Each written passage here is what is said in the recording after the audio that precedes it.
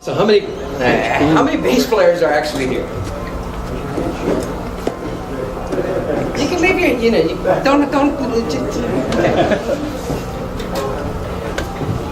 If you're expecting a clinic this time where I'm gonna beat my bass silly, that's not really gonna happen. That's not what this is about.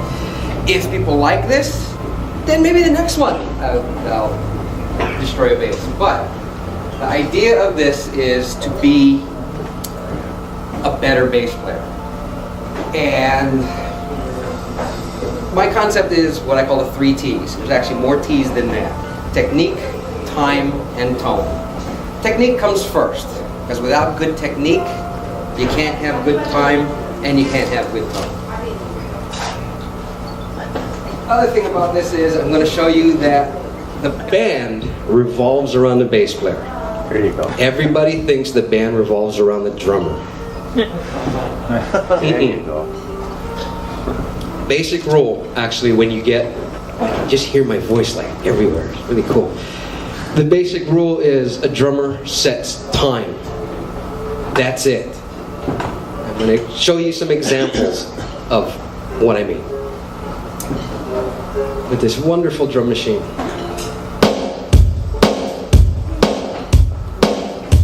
So with a basic groove like this could be anything, right?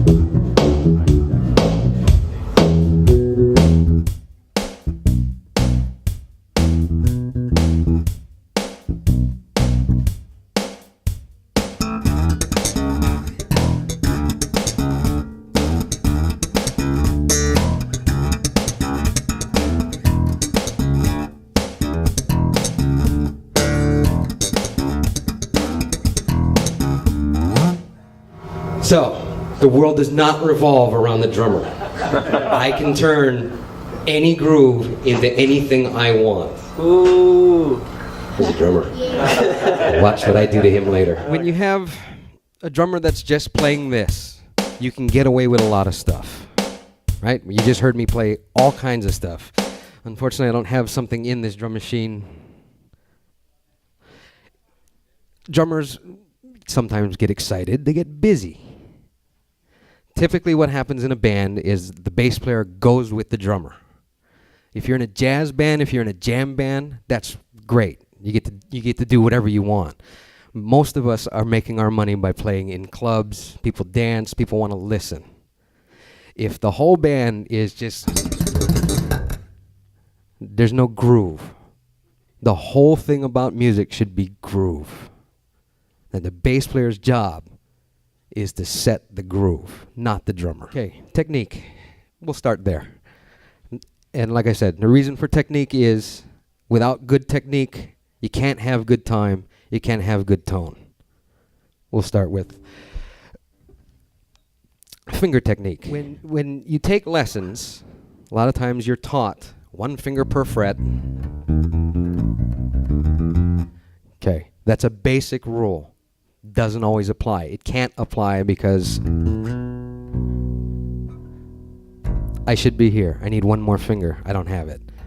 Also, I have small hands, so there's no way. So everything is a basic rule, but rules are meant to be broken. You can do what works for you, but you gotta be consistent. Second thing is your right hand technique. Right hand technique, what I see, and we're going to cover a couple other things with this. What I see a lot of bass players doing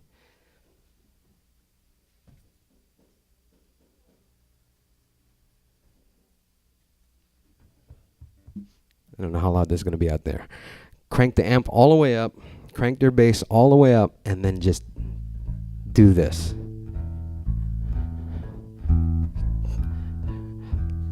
Okay, you can't get good tone with that. The other problem is when you slip, it gets stupid loud. The other reason for learning good right hand technique is I've seen a lot of people that have blown out cabinets, especially tweeters. Reason for that is, again, everything's turned all the way up, but you're playing like this. Well, this bass won't do it, but a lot of basses, when you turn towards the cabinet, especially when it's just cranking loud, it starts to feed back. Bass should never feed back, especially an electric bass. Upright bass is a little different story. Electric bass should never feed back, period. If it's feeding back, it's your amp setup, or you have bad cables, or something's wrong with your bass. It should never happen. Okay, with this amp cranked, which I think is now cranked in the house, I can still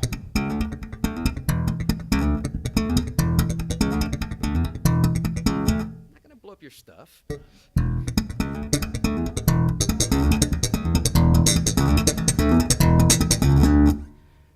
Tone doesn't change because it's even, it's steady with the right hand. More with technique. Right now I have both pickups on. This is a 2 pickup bass. This is a jazz style bass, a Fender Jazz style with the 2 pickups. I can change tone. Sorry. I'll make it more extreme. See?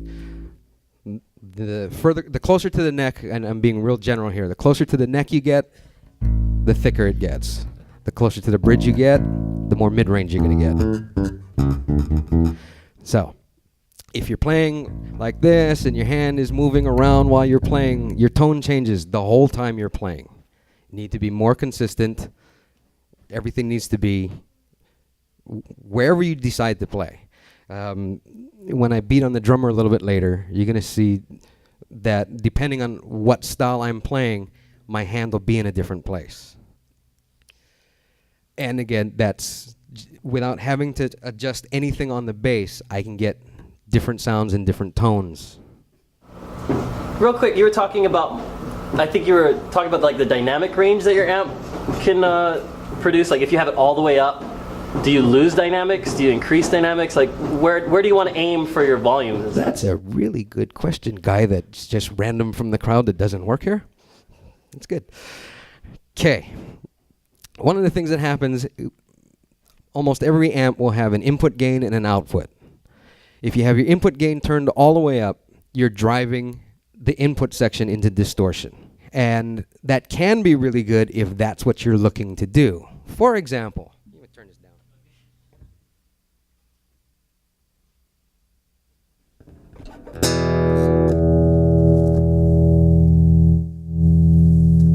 May not be able to do it with this bass.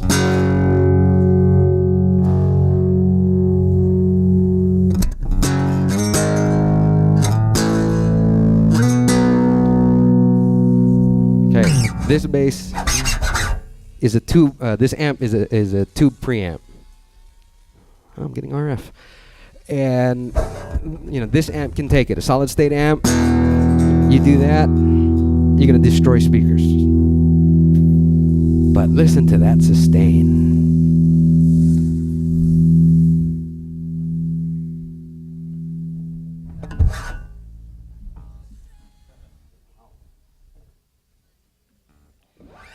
So, ideally, you want to make sure that you have enough headroom on the amp.